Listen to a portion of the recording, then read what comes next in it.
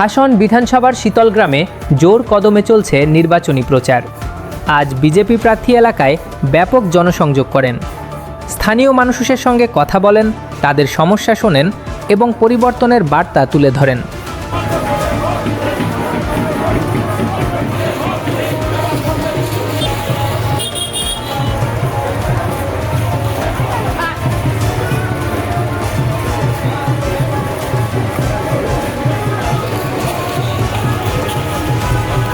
প্রচারে সাধারণ মানুষের উপস্থিতি ছিল চোখে পড়ার মতো।